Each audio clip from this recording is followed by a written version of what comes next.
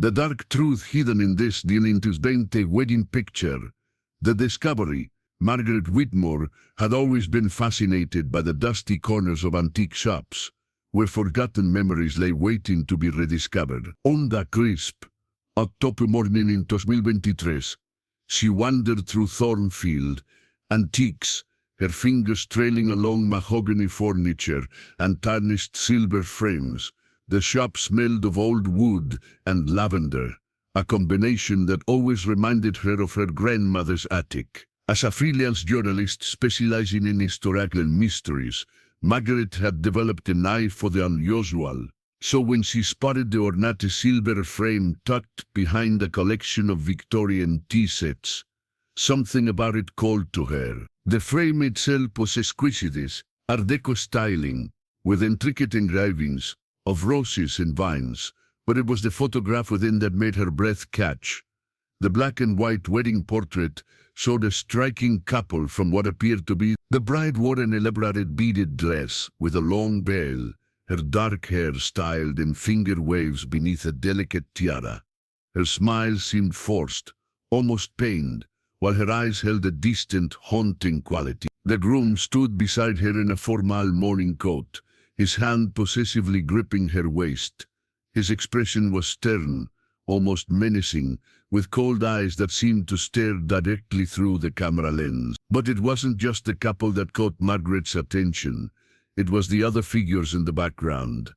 Wedding guests filled the frame, their faces a mixture of celebration and something else, fear, concern. And there, partially obscured by shadows in the far corner, stood a figure that made Margaret's skin crawl.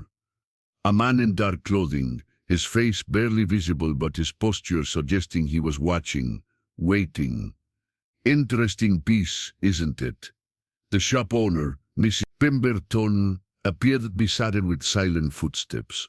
She was an elderly woman, with silver hair pulled back in a neat bun, and knowing eyes behind wire-rimmed spectacles. "Do you know anything about it?" Margaret asked, unable to look away from the photograph. Mrs. Pemberton's expression grew somber. "Found it in an estate sale last month. The previous owner was quite elderly. Said it had been in her family for decades, but she couldn't bear to look at it anymore. Gave me the shivers," she said.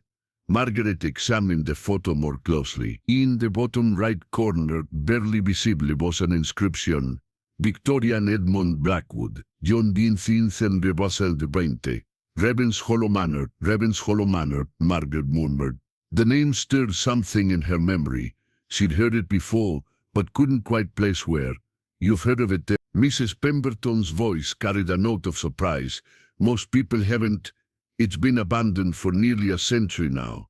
Sits up on Blackwood Hill, about 50 miles north of here. Local folks say it's cursed." Margaret's journalistic instincts kicked in.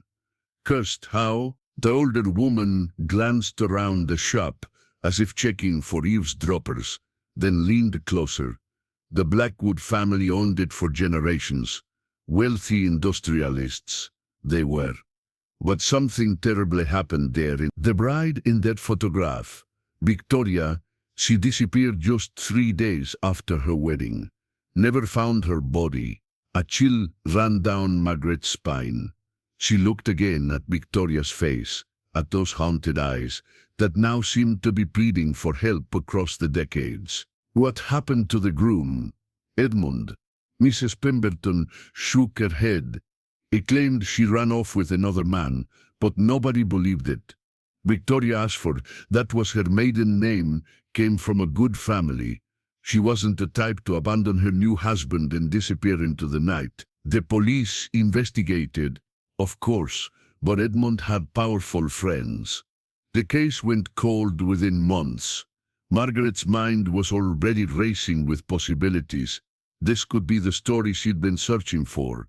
A genuine historical mystery with enough intrigue to capture readers' attention. She'd built her career on uncovering forgotten truths, and something about Victoria's desperate eyes told her there was much more to this story than a simple case of a runaway bride. The mystery deepens as Margaret uncovers more disturbing details about the Blackwood family. What dark secrets was Edmund hiding? Continue reading to discover the shocking truth that was buried for over a century. "I'll take it," Margaret said, reaching for her wallet. Mrs. Pemberton quoted a surprisingly reasonable price, almost as if she were eager to be rid of the photograph. As Margaret paid, the older woman nodded quietly. "If you're thinking of looking into this story, dear, be careful. Some secrets are buried for good reason." Margaret left the shop with the photograph carefully wrapped in tissue paper, Mrs. Pemberton's warning echoing in her mind. But her curiosity was stronger than her caution. That evening, in her small apartment overlooking the city, she set up her laptop and began researching the Blackwood family. What she found in the historical records only deepened the mystery. The Blackwoods had indeed been wealthy. Edmund's father, Cornelius Blackwood, had made his fortune in steel and coal mining. The family had a reputation for ruthlessness in business, but they were also known for their charitable contributions to the community. On the surface, they appeared to be pillars of society. Edmund Blackwood himself had been 32 at the time of his marriage to 22-year-old Victoria Ashford. Victoria came from a respectable but financially struggling family. Her father had lost much of his wealth in poor investments following the war. The marriage had been seen as advantageous for both families. The Ashfords gained financial security, while the Blackwoods gained social respectability through Victoria's impeccable bloodline. But as Margaret dug deeper into newspaper archives and public records, she began to find troubling details. There had been whispers about Edmund's first engagement, which had been broken off suddenly just months before he met Victoria. The previous fiancée, a young woman named Catherine Morrison, had reportedly suffered a nervous breakdown and been sent to a sanitarium. Even more disturbing were the employment records from Ravenshollow Manor. The estate had gone through an unusually high number of servants during Edmund's tenure as master of the house. Many had left without notice, and several had filed complaints with local authorities about unsafe working conditions and disturbing incidents at the manor. Margaret found herself staring at the wedding photograph again, studying every face, every shadow. The more she learned about Edmund Blackwood, the more sinister his cold smile appeared, and Victoria, poor Victoria, looked like a lamb being led to slaughter. As midnight approached, Margaret made a decision that would change everything. She would travel to Ravenshollow Manor and uncover the truth about what happened to Victoria Blackwood. She owed it to the young woman whose desperate eyes seemed to follow her from across the decade. Little did she know that some doors, once opened, can never be closed again. Margaret's research consumed the next 3 days. She contacted local historians, scoured newspaper archives, and even tracked down a few elderly residents who remembered stories about the Blackwood family. Each conversation added another layer to the mystery, painting a picture of a family shrouded in dark rumors and whispered accusations. The most revealing conversation came from Eleanor Hartwell, a 93-year-old woman whose grandmother had worked as a seamstress for the Blackwood family in the early 19th century. Eleanor agreed to meet Margaret at a small cafe in the town nearest to Ravenshollow Manor. "My grandmother never spoke much about her time at the manor," Eleanor said, her weathered hands wrapped around a cup of tea.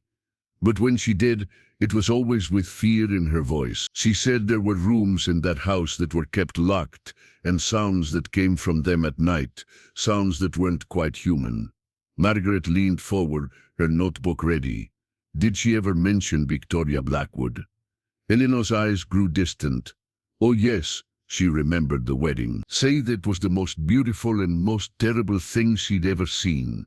The bride looked like an angel, but she was trembling so badly during the ceremony that they thought she might faint. And Edmund, Eleanor shuddered. Grandmother said he watched Victoria like a hawk watches a mouse, not with love but with possession. What about after the wedding? Did your grandmother see Victoria again? Only once, Eleanor whispered. 3 days after the ceremony, grandmother was delivering some mended linens to the manor.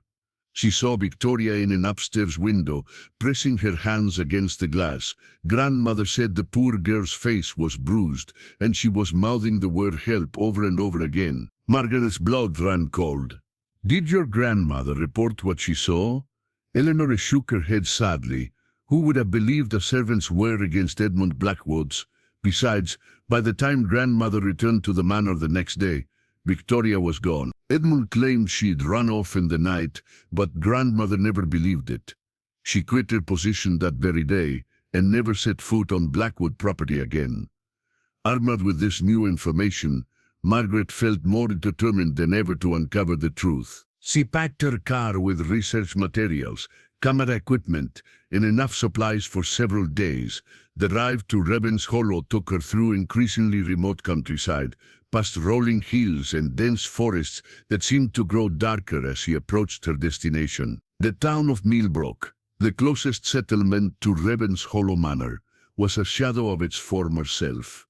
Once a thriving community that had depended on the Blackwood family's business interests, it now consisted of a few dozen houses, a general store, and a small inn called the Ravens Rest. Margaret had booked a room there, knowing she would need a base of operations for her investigation. The inn's proprietor, a middle-aged man named Thomas Graves, greeted her with a mixture of curiosity and concern. When she mentioned her interest in Ravens Hollow Manor, "You're not the first to come asking about that place," he said, leading her to a small but comfortable room on the second floor. "Every few years, someone shows up, usually a writer or a paranormal investigator. Most of them leave within a day or two, looking like they've seen a ghost." "Have any of them actually made it inside the manor?" Thomas paused at the door, his expression growing serious. "A few have tried. The property's been abandoned so long that the legal ownership is unclear. No one stops people from going up there, but..." He hesitated. "Well, let's just say the manor has ways of discouraging visitors." That evening, Margaret sat in the inn's small dining room, reviewing her notes and planning her approach to the manor. The other patrons, mostly local farmers and a few traveling salesmen, gave her curious glances, but kept her distance. It wasn't until an elderly woman approached her table that Margaret realized how much her presence had been noticed. "You're here about the Blackwood place, aren't you?" the woman said without preamble. She was small and bent with age, but her eyes were sharp and alert. "I'm Mary Thornton. I was born in this town, and I've lived here for 87 years. I remember when that manor was the center of everything around here." Margaret invited Mary to sit, grateful for the opportunity to speak with someone who had first-hand knowledge of the area's history. "I was just a child when Victoria disappeared," Mary continued, settling into the chair across from Margaret. "But I remember the search parties, the police cars coming and going. My father was one of the men who searched the woods around the manor. He came home that night, white as a sheet, said he'd never go back to that cursed place. What did he find?" Mary's voice dropped to a whisper. "I wouldn't say exactly, but he mentioned finding women's clothing, torn and bloody, hidden in a ravine about a mile from the manor. When he tried to show the police the next day, the clothing was gone. Edmund claimed it must have been from some animal attack. But my father knew better. Animals don't tear clothes off bodies and hide them in ravines." Margaret felt a chill run through her. Were there other incidents? Other women who went missing? "Not missing, exactly," Mary said carefully, "but there were accidents. A maid who fell down the manor's main staircase and broke her neck. A young woman from town who was found drowned in the manor's ornamental pond after attending a party there." Edmund always had explanations, and he always had witnesses to back up his stories, but people talked. As Mary spoke, Margaret noticed that the dining room had grown quiet. The other patrons were listening, though they pretended to focus on their meals. It was clear that the Blackwood legacy still cast a long shadow over this community. Margaret's investigation takes a terrifying turn as she discovers evidence of Edmund's dark past. But nothing could prepare her for what she's about to find inside Ravens Hollow Manor itself. There's something else, Mary said, glancing around to make sure they weren't overheard. My grandmother worked at the manor before Victoria's time. She used to tell stories about a room in the basement, a room that Edmund's father had built for special purposes. Grandmother never knew what went on down there, but she said the sounds that came from that room at night would make your blood freeze. Margaret's journalist instincts were screaming that she was onto something significant. Is the room still there? As far as I know, the manor's been empty since Edmund died in 1952, but the building itself is still standing. Most folks are too scared to go near it, but urban explorers and thrill seekers sometimes break in. Not many come back with stories, though. Those that do usually refuse to talk about what they saw. That night, Margaret lay awake in her small room at the Raven's Rest, staring at the wedding photograph she'd propped against the lamp on her nightstand. Victoria's haunted eyes seemed to glow in the dim light, and Margaret could swear she saw the young woman's lips moving, forming silent words of warning or plea. Outside her window, the wind howled through the trees, carrying with it what sounded almost like whispers, voices from the past calling out for justice. Margaret pulled the covers up to her chin and tried to sleep, but her dreams were filled with images of a dark manor house and the sound of footsteps echoing through empty halls. Tomorrow she would visit Ravenshollow Manor and begin her search for the truth about Victoria Blackwood's fate. She had no idea that she was about to uncover secrets far more horrifying than a simple case of murder. Secrets that would challenge everything she thought she knew about the nature of evil itself. As dawn broke over the hills surrounding Millbrook, Margaret prepared for what would be the most dangerous investigation of her career. The wedding photograph seemed to watch her every move, Victoria's eyes following her with an intensity that made Margaret's hands shake as she packed her equipment. The truth was waiting for her at Ravenshollow Manor, but so was something else, something that had been feeding on darkness and secrets for over a century, something that didn't want its crimes exposed to the light. The morning mist clung to Blackwood Hill like ghostly fingers as Margaret drove up the winding road toward Ravenshollow Manor. The path had once been grand, lined with oak trees and carefully maintained gardens, but decades of neglect had transformed it into something from a Gothic nightmare. Overgrown vines strangled the trees, and the remains of ornate iron gates hung askew from crumbling stone pillars. Margaret parked her car at the base of the hill and continued on foot, her camera bag slung over her shoulder and a flashlight in her hand. The manor loomed before her, a massive Victorian structure with multiple towers, elaborate stonework, and dozens of dark windows that stared down like empty eyes. Despite the morning sunlight, shadows seemed to pool around the building's foundation, as if the very earth rejected the light. The front door was a masterpiece of carved oak, though the wood had weathered to a dark gray, and the brass hardware had turned green with age. To Margaret's surprise, the door was slightly ajar. She pushed it open with a loud creak that echoed through the interior like a scream. The entrance hall was breathtaking despite its decay. A grand staircase curved the turgid second floor, its mahogany banisters still gleaming beneath layers of dust. Portraits lined the walls, generations of Blackwoods staring down with cold, judgmental eyes. Margaret recognized Edmund immediately. His portrait hung in a place of honor at the foot of the stairs, his painted gaze following her as she moved through the space. But it was the portrait next to Edmund's that made Margaret's breath catch. Victoria Blackwood, painted in her wedding dress, looked exactly as she had in the photograph, beautiful, young, and utterly terrified. The artist had captured something in her eyes that the camera had only hinted at, a desperate knowledge of her fate. Margaret began documenting everything with her camera, the flash illuminating corners that hadn't seen light in decades. As she worked, she became aware of the sounds the manor made, creaking floorboards, settling timbers, and something else. Whispers that the tower seemed to come from the walls themselves, too faint to understand, but unmistakably human. Following the layout she'd found in old architectural records, Margaret made her way toward the back of the house, searching for the entrance to the basement. She passed through a formal dining room where a long table still bore the remnants of what might have been the wedding feast.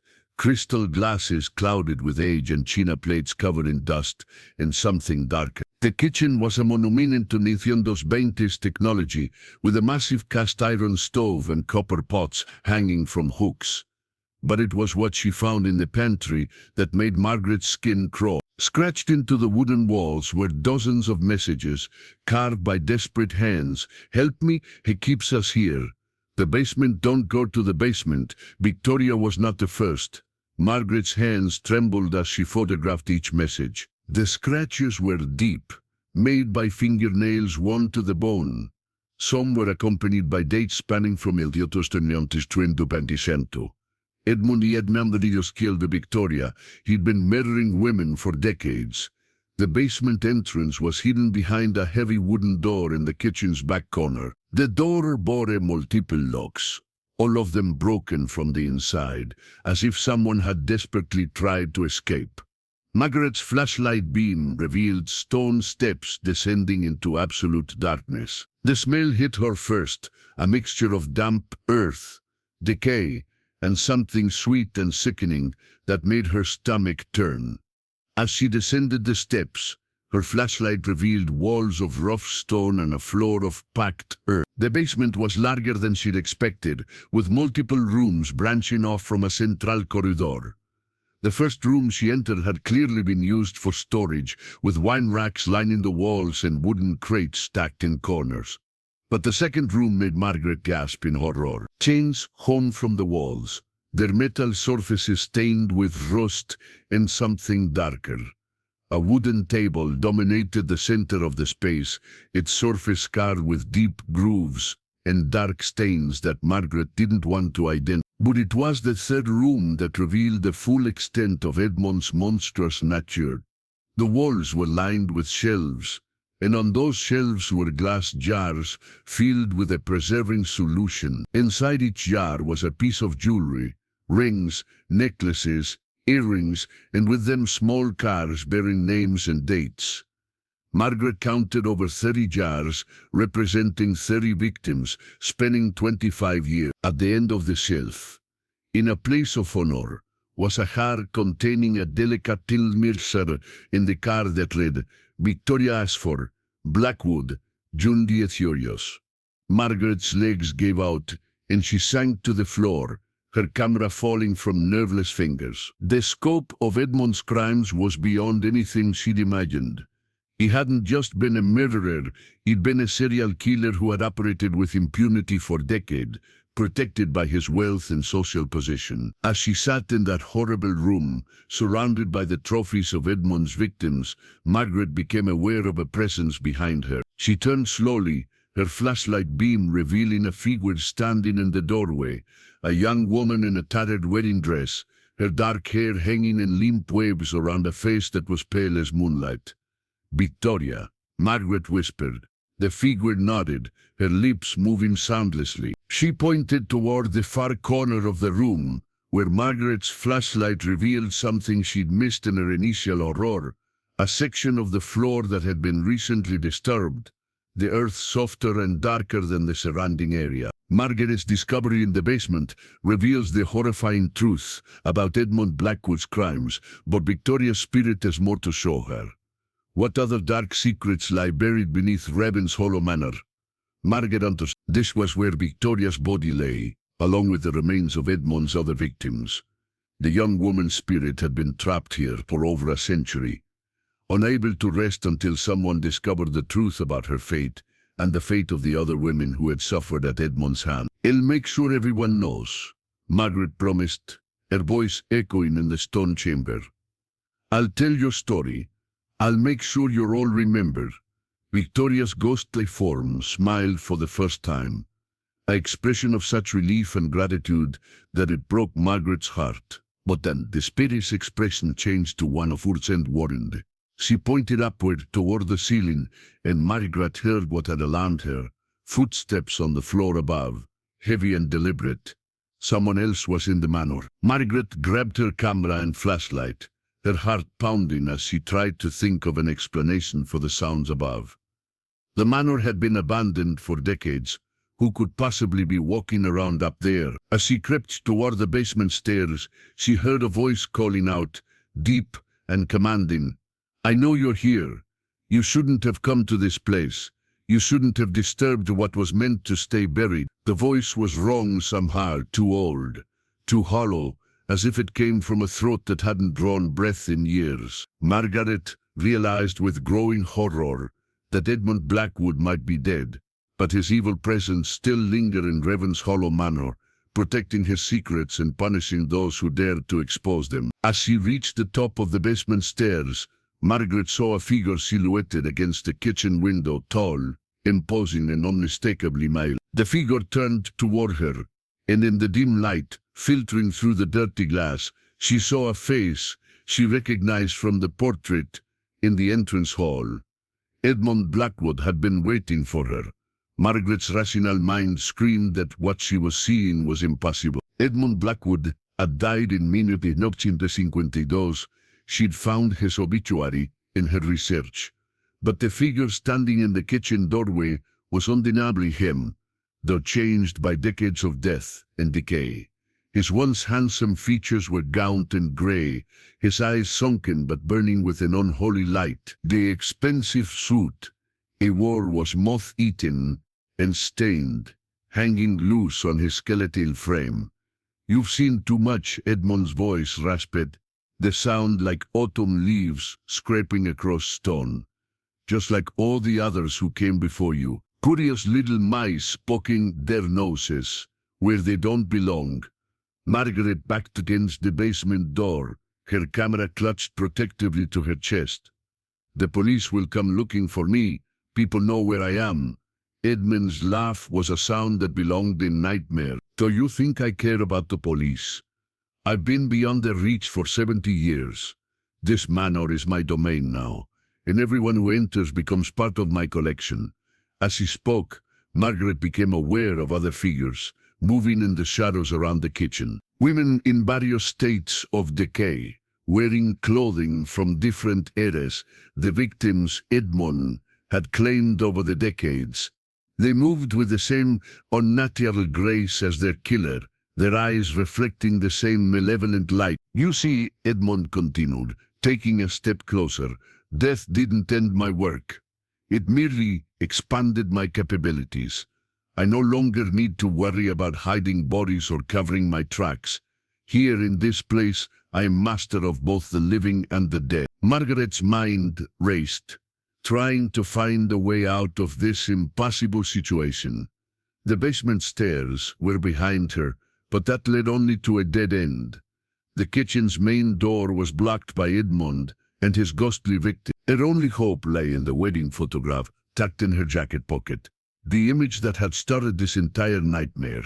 "Victoria showed me where you buried them," Margaret said, surprised by the steadiness of her own voice. "All of them. The world will know what you did." Edmund's expression darkened. "Victoria was always troublesome. Even in death, she refuses to accept her place in my collection. But you'll be different. You'll learn to appreciate the honor I'm bestowing upon you." As he reached for her with hands that were more bone than flesh, Margaret pulled out the wedding photograph and held it between them like a shield. The effect was immediate and dramatic. Edmund recoiled as if burned, his ghostly form flickering and becoming translucent. "Where did you get that?" "Es Narlil. It found me," Margaret realized, understanding flowing through her. "Victoria led me to it. She's been trying to expose you for a century, and she finally found someone who could help her." The photograph began to glow with a soft, warm light that pushed back the shadows in the kitchen. Edmund's victims, who had been advancing on Margaret, stopped and turned toward their killer with expressions of dawning awareness. The malevolent light in their eyes was fading, replaced by something else, anger and the thirst for justice that had been building for decades. "No," Edmund whispered, backing away from his former victims. "You belong to me. You're mine." But the women were no longer listening to him. Led by Victoria, who appeared more solid and real than she had in the basement. They began to advance on Edmund. Their voices rose in a chorus of accusation, speaking words that had been silenced for too long. Murderer, monster, you stole our lives, you stole our futures. Justice. Finally, justice. Edmund's form began to dissolve as his victims surrounded him, their combined will stronger than the evil that had bound them to this place. His screams echoed through the manor. As he was pulled down into whatever hell awaited him, his ghostly form torn apart by the very women he had tormented. As Edmund's presence faded, the oppressive atmosphere in the manor began to lift. The shadows receded, and warm sunlight streamed through the dirty windows. One by one, Edmund's victims turned to Margaret with expressions of gratitude before fading into peaceful rest, their long ordeal finally over. Victoria was the last to go. She approached Margaret and placed a ghostly hand over the photograph, her touch cool but comforting. "Thank you," she whispered, her voice like wind chimes in a gentle breeze. "We can rest now. Margaret has freed the spirits of Edmund's victims, but her investigation is far from over. The shocking evidence she's uncovered will expose one of the most horrific serial killers in American history and change everything we thought we knew about the Blackwood family legacy." As Victoria's spirit faded into the light, Margaret found herself alone in the kitchen of Ravenshollow Manor. But the silence was different now, peaceful rather than oppressive. The evil that had infected this place for over a century was finally gone. Margaret spent the rest of the day documenting everything she'd found, photographing the basement rooms and the evidence of Edmund's crimes. She carefully collected several of the jewelry pieces from the glass jars, knowing they would be crucial evidence for the authorities. Each piece represented a life cut short, a family that had never known what happened to their loved one. As evening approached, Margaret made her way back to the entrance hall for one final look at the portraits. Edmund's painting had changed. The oils seemed to have darkened and cracked, and his face now bore an expression of eternal torment.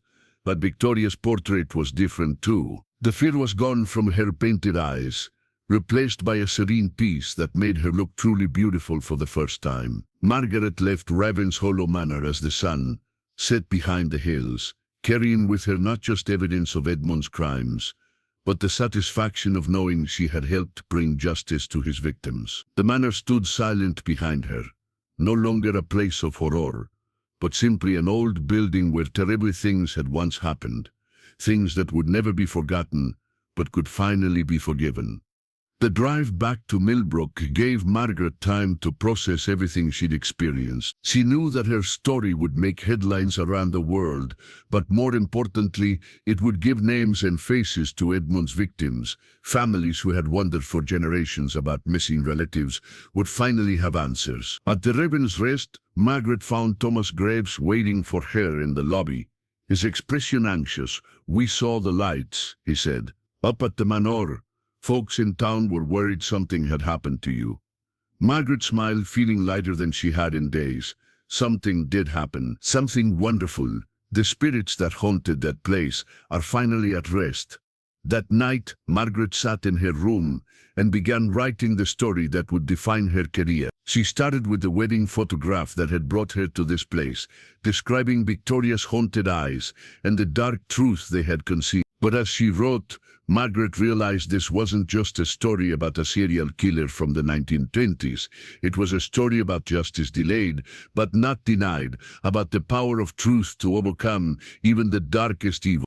The wedding photograph sat on her nightstand as she worked, but Victoria's eyes no longer seemed desperate or afraid. They looked peaceful, grateful, and finally free. Margaret's story broke 3 days later, simultaneously published in major newspapers across the country and featured on national television news programs. The headline that appeared on the front page of the Washington Herald captured the essence of her discovery. "Century-old wedding photo leads to discovery of serial killer's victims." The response was immediate and overwhelming. Margaret's phone rang constantly, with calls from journalists, law enforcement officials, and families who had long missing relatives. The FBI announced they were reopening cold cases from the era, and a team of forensic archaeologists was dispatched to Ravens Hollow Manor to begin the grim task of excavating the basement. Dr. Sarah Chen, the lead forensic anthropologist on the case, contacted Margaret directly. "Your documentation has been invaluable," she said during their phone conversation. "The photographs you took have helped us map out the entire basement complex. We've already identified 3 distinct burial sites." Margaret had returned to her apartment in the city, but her mind remained focused on Ravens Hollow Manor and the victims who had finally been given a voice. She'd created a dedicated website to collect information about missing women from the period, and the responses had been both heartbreaking and illuminating. Eleanor Hartwell, the elderly woman whose grandmother had worked for the Blackwood family, was among the first to contact Margaret with new information. "After reading your story, I went through my grandmother's old papers," Eleanor explained during their phone call. "I found a diary she kept during her time at the manor. There are entries about women who visited Edmond and were never seen again. The diary entries, Eleanor shared, painted a picture of systematic predation that spanned decades. Edmond had used his wealth and social position to lure vulnerable women to Ravens Hollow Manor, often under the pretense of offering them employment or assistance. Young women from poor families, recent immigrants, and those without strong family connections had been his preferred targets, people whose disappearances were less likely to be investigated thoroughly. One entry from 903 was particularly chilling. "Another young lady came to see Master Edmond today. Pretty thing, said she was looking for work as a governess. I tried to warn her about the sounds from the basement, but she wouldn't listen. That was 3 days ago. Master Edmond says she changed her mind and left for Boston, but I found her traveling bag hidden in the carriage house. God help us all. What is happening in this cursed place?" The forensic team's preliminary findings confirmed Margaret's worst fears. Chen reported that they had uncovered the remains of at least 28 individuals in the basement complex, with evidence suggesting the murders had occurred over a period of 25 years. The preservation of organic materials in the cool, dry basement had allowed the team to recover personal effects that would help identify the victims. "We found jewelry, clothing fragments, and personal items that matched descriptions from missing person reports dating back to the 8th," Chen explained during a press conference. "This appears to be one of the most extensive serial killing sprees in American history, made possible by the perpetrator's wealth and social standing." Margaret watched the press conference from her apartment, feeling a mixture of satisfaction and sorrow. Justice was finally being served, but it had come at such a terrible cost. 28 young women had lost their lives to Edmond Blackwood's monstrous appetites, their families left to wonder for generations what had become of their loved ones. The story had also attracted the attention of paranormal investigators and skeptics alike. Margaret had been careful in her reporting to focus on the physical evidence rather than her supernatural encounters, but word had leaked about her claims of ghostly contact. She found herself defending her credibility in interview after interview. Though the mounting physical evidence spoke for itself, Dr. James Morrison, a psychology professor specializing in criminal behavior, offered his analysis of Edmond Blackwood during a television interview. "What we're seeing here is a classic example of a serial killer who used his social position as camouflage," he explained. "Blackwood was able to operate for decades because his victims were chosen from marginalized populations, and his wealth protected him from serious investigation." Margaret had been invited to appear on the same program, and she found Dr. Morrison's clinical analysis both helpful and frustrating. "What the psychological profile doesn't capture," she said, "is the human cost of these crimes. Each of those women had dreams, hopes, families who loved them. They weren't just victims, they were people whose lives were stolen from them." The investigation had also revealed disturbing information about Edmond's family history. Recorders showed that his father, Cornelius Blackwood, had been investigated for the disappearance of several young women in the Etios and Deutosetiod, though no charges were ever filed. It appeared that the Blackwood family's predatory behavior might have spanned multiple generations. Margaret received a particularly moving letter from a woman named Catherine Morrison, the same name as Edmund's former fiancée, who had suffered a nervous breakdown. The letter writer identified herself as the great-niece of the original Catherine Morrison and shared family stories that had been passed down through generations. "My great-aunt Catherine never recovered from her engagement to Edmund Blackwood," the letter read. She spent the rest of her life in and out of sanitariums, claiming that Edmund had shown her terrible things in the basement of his manor. The family always thought she'd suffered a mental breakdown, but after reading your story, I believe she saw evidence of his crimes and was traumatized into silence. She died in 1954, still claiming that Edmund was a monster who killed innocent women. This revelation added another dimension to the case. Edmund had not only murdered his victims, but had also psychologically tortured at least one woman who had discovered his secret. Catherine Morrison had spent her entire life bearing the burden of knowledge that no one would believe, her sanity questioned because she had witnessed unspeakable evil. As the investigation continued, Margaret found herself becoming an unofficial spokesperson for Edmund's victims. She worked closely with genealogists and historians to identify the women whose remains had been found, giving them back their names and their stories. Each identification brought closure to families who had wondered for generations about missing relatives. The case had also prompted a broader examination of how wealth and social position had historically protected criminals from justice. Editorial writers and social commentators used the Blackwood case as an example of systemic failures that had allowed the powerful to prey upon the vulnerable with impunity. Margaret's apartment had become an informal headquarters for the ongoing investigation. Its walls were covered with photographs, timelines, and family trees as she worked to piece together the full scope of Edmund's crimes.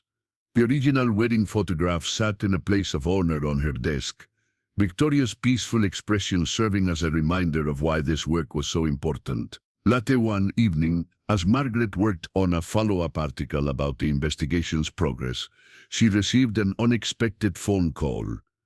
The caller identified himself as Robert Ashford, Victoria's great-nephew, and the last surviving member of her family line. "He wanted to thank you," he said, his voice thick with emotion. "My family has wondered about Victoria for over a century. We always knew something terrible had happened to her, but we never imagined this. At least now we know the truth, and she can finally rest in peace." Robert went on to share family stories about Victoria, how she had been known for her kindness to animals and her dream of becoming a teacher. She had been engaged to Edmund against her wishes, pressured by her financially desperate father into a marriage that would save the family from ruin. "She wrote letters to my great-grandmother right up until the wedding," Robert explained. "The last one said she was afraid of Edmund, that there was something wrong with him. She begged my great-grandmother to help her escape, but the family thought she was just having pre-wedding nerves." These personal details made Victoria more than just a victim. They revealed her as a real person with hopes and fears, dreams that had been cut short by a monster's appetite for violence. Margaret incorporated these stories into her ongoing coverage, ensuring that each victim was remembered as an individual rather than just a statistic. As the forensic investigation neared completion, Margaret began planning a memorial service for Edmund's victims. She had contacted the families of identified victims and worked with local authorities to arrange for proper burial of the remains. The service would be held at the small cemetery in Millbrook, where a special section had been set aside for the victims of Ravens Hollow Manor. The story that had begun with a chance discovery in an antique shop had grown into something much larger.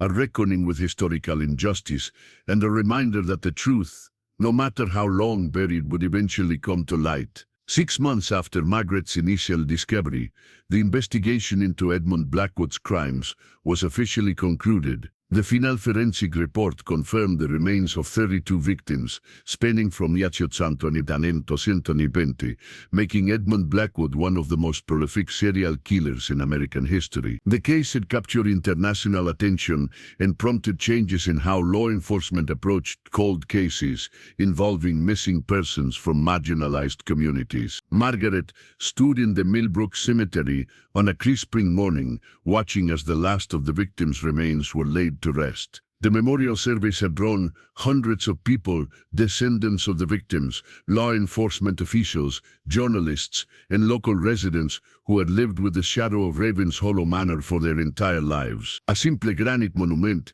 had been erected in the center of the memorial section, bearing the names of all 32 identified victims.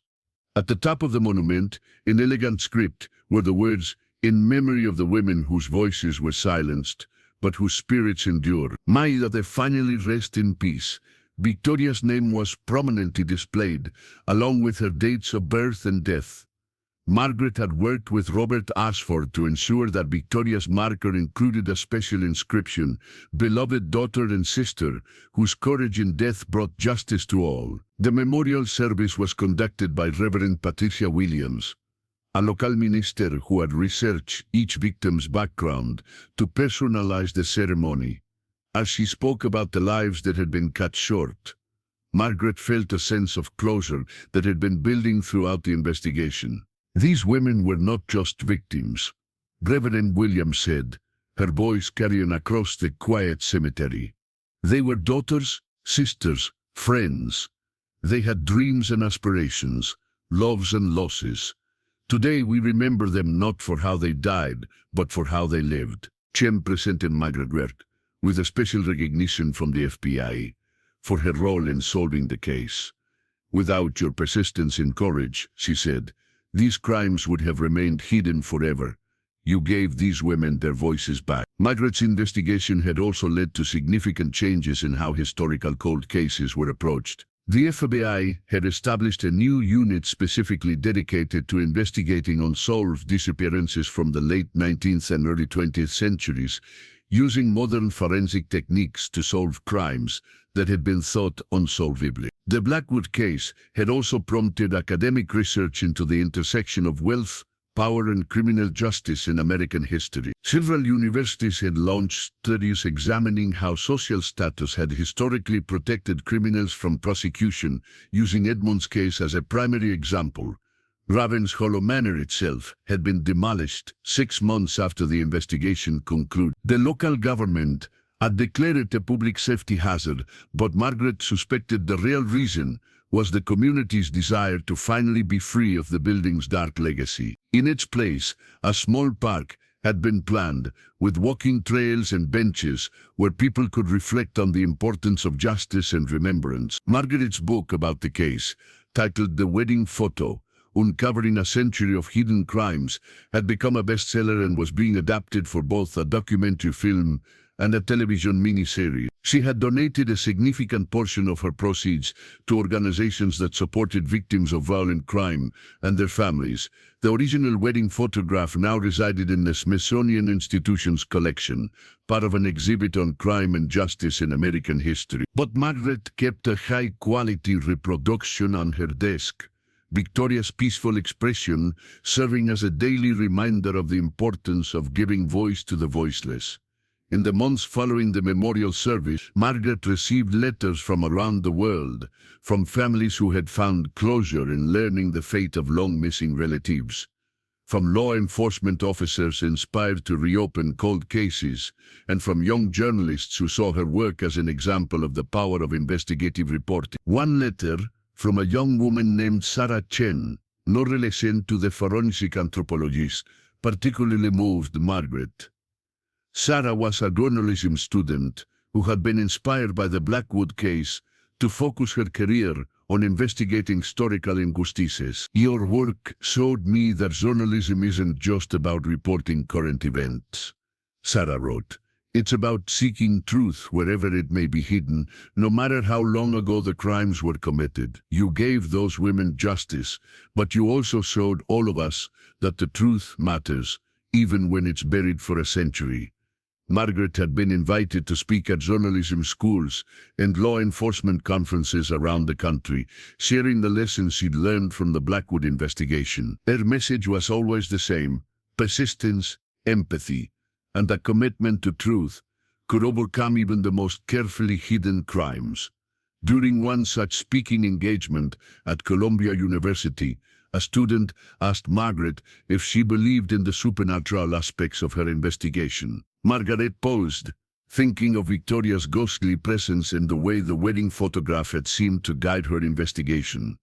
"I believe in the power of truth to transcend death," she said finally. "Whether you call that supernatural or simply the persistence of justice, I know that those women found a way to tell their stories through me. They refused to be forgotten, and they refused to let their killer escape justice forever." The Blackwood case had also led to the establishment of the Victoria Ashford Foundation, a non-profit organization dedicated to investigating cold cases involving missing women from marginalized communities. Margaret served on the foundation's board, helping to guide investigations that might otherwise be overlooked by traditional law enforcement. As Margaret sat in her apartment one evening, working on her next investigation, a case involving missing Native American women from the 1950s, she reflected on how much her life had changed since that October morning when she discovered the wedding photograph. She had found her true calling as a voice for the voiceless, a seeker of justice for those who had been forgotten by history. The wedding photograph, reproduction on her desk, caught the lamplight, and for just a moment, Margaret could swear she saw Victoria smile. It was a reminder that some stories, no matter how dark, could have endings filled with light, endings where truth triumphs over evil and justice prevailed over power. The dark truth hidden in the Niente wedding picture had been revealed at last, but its legacy lived on in the lives it had touched and the justice it had brought. Victoria Ashford Blackwood and her fellow victims had finally found peace, their voices heard across the decades, their stories preserved for future generations to remember and learn from. In the end, Margaret realized that was the true power of journalism, not just to report on events as they happened, but to ensure that no voice was silenced forever, no truth buried so deep that it couldn't eventually see the light. The wedding photograph had been more than just evidence of a crime. It had been a call to action, a demand for justice that had echoed across a century until someone finally heard it and answered. And in answering that call, Margaret had discovered not just the truth about Edmund Blackwood's crimes, but the truth about her own purpose in life, to be a guardian of memory, a seeker of justice, and a voice for those who could no longer speak for themselves. The end. Author's note: this story is a work of fiction inspired by real historical cases of serial killers who used their social position to avoid detection. While Ravenshollow Manor and the Blackwood family are fictional, the themes of justice delayed and the power of persistence in seeking truth are very real. The story serves as a reminder that some crimes, no matter how old, deserve to be remembered and their victims honored.